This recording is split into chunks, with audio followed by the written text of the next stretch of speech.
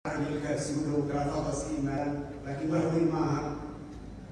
bahwin ka loo qaadanay wax kastoo waxaa ka muhiimsan xasiloonida dalka nabadgelyada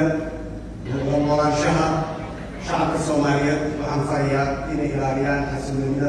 cadowga shabaab uusan ka faa'iidaysanin waxa tuhmada abuurayo ama qalqalka abuurayo ama escalation sameynayo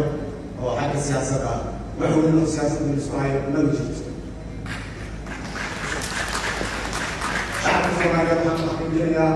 inaan marka suu taagana cadaalada dhammaanteen cadaalad ayaa la deeqo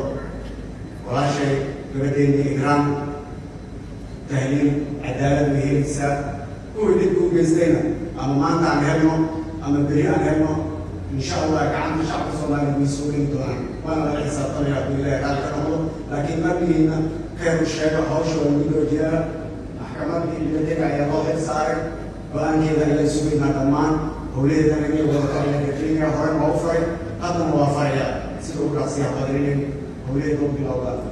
cadaaladaas ayaa noqon kara waxaan leeyahay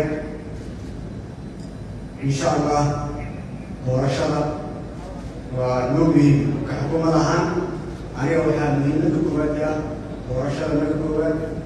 marka labaad doorashada marka saddexaadna doorashada sababtoo ah khilaaf kastoo iyo isqabsi kastoo oo dhamaanaya markay doorashada la hagaagto wixii jira xakaaro imanaya insha allah doorashadaas ha isugu yimaado doorashadaas ayaa lagu kala baxaya nidaam cusub gelina annagana ku califlooganina dhaqankana horu oo isku dhiigi horu ku gudbaya insha allah doorashadaas aan ahmiyadda iyo muhiimada koowaad aan siino wabilaahi tawfiiq aad iyo mahadsantihiin waana noo furan tahay السلام عليكم ورحمة الله وبركاته.